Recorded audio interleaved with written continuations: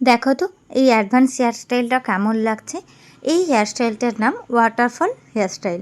কিভাবে এই হেয়ারস্টাইলটা তোমরা তোমাদের ক্লায়েন্টের উপর করে দেবে সেটাই আজকে স্টেপ বাই স্টেপ তোমাদেরকে শেখাতে চলে এলাম।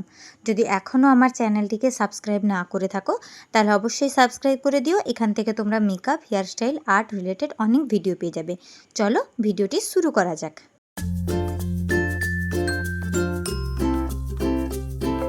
প্রথমেই আমি প্রপারভাবে হেয়ার সেকশনিং করে পফ করে নিয়েছি। তোমরা তো সেকশন করতে জানো।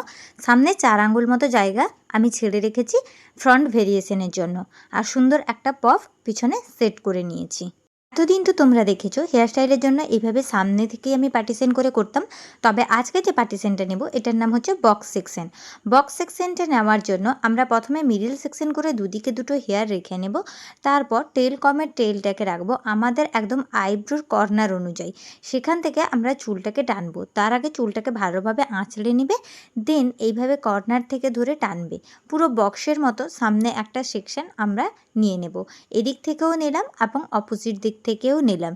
দুটো দিক থেকেই যখন হেয়ারটাকে নিয়ে মার্চ করে কম করে দেব তখন হেয়ারটা কিছুটা এরকম দেখতে হয়ে যাবে, পুরো বক্সের মতো। তাই এই সেকশনিংটার নাম হচ্ছে বক্স সেকশন। ভালোভাবে আমি কম করে দিচ্ছি যাতে আমার হেয়ারস্টাইল করার সময় কোনো রকম প্রবলেম না হয়, যেহেতু ডামির চুল অনেকটাই মোটা হয়। তারপর বক্স সেকশনের হেয়ারটাকে ওপরে ভালোভাবে রেখে দিয়ে সাইডের হেয়ারটাকে সুন্দরভাবে আঁচড়িয়ে নিয়ে পিছনে হালকাভাবে লক করে দেব, যাতে ফ্রন্ট ভেরিয়েশন করার সময় এটা আমাকে কোনো রকম কোনো প্রবলেম না করে। সাইড থেকে আস্তে আস্তে করে আঁচড়িয়ে নিয়ে এটাকে লক করবে শুইয়েই। তারপর বক্স সেকশনে যে হেয়ারটা রেখেছিলাম সেখান থেকে একটা ফার্স্ট সেকশন নিয়ে নিচ্ছি, এইভাবে অল্প একটু হেয়ার।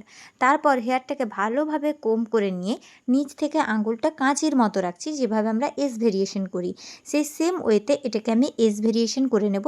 প্রথমের এস ভেরিয়েশনটা একদম ছোট করবে এবং হার্ড স্প্রে দিয়ে এখানে শুকিয়ে নেবে। ভিডিওটাতে ক্লিপিং আসেনি, কিন্তু হার্ড স্প্রে মাস্ট বি এখানে দিতে হবে। তারপর এরকম একটা ইউপিনের সাহায্যে লেন্থটাকে তোমরা হোল্ড করিয়ে দিবে, যাতে ওর হাইটটা মেনটেন থাকে, হাইটটা কোনো মতো বসে না যায়। তাও এই হাইটটা বসে যাচ্ছিলো, ডামির হেয়ার তো অনেকটাই মোটা আর প্রচুর ভারী। যাই হোক, সেটাকে সুন্দরভাবে টেনে নিয়ে আমি পিছনে লক করে দিয়েছি এবং সেকেন্ড লেয়ারিংয়ের জন্য আবার একটা ভেরিয়েশন নিয়ে নিচ্ছি। আবারও চুলটাকে ভালোভাবে আমি কোম করে ক্লিন করে নেব। তারপর এটাকে হাতের মধ্যে রেখে আবারও একটা এস ভেরিয়েশন করে নেব।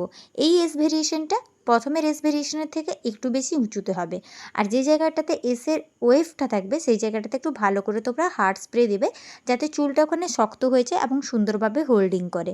2 নম্বর ভেরিয়েশনটাকেও আমি সুন্দরভাবে পিছনে নিয়ে লক করে দিয়েছি। তারপর যে হেয়ারটা ছিল সেটাকে আমি 3 নম্বর ভেরিয়েশন করে দিয়েছি। আমি এখানে 3টে করেছি, তোমরা চাইলে 4টা 5টা নিজেদের পছন্দ মতো করতে পারো। অরিজিনাল হেয়ারে বেশি হলেও ভালো লাগে। এবার এই যে 3টে হেয়ারকে আমি পিছনে লকিং করেছিলাম, এটাকে আমি যে বানটা করে রেখেছিলাম ওই বানটার ওপর সুন্দরভাবে দিয়ে ডেকোরেশন করে দেব।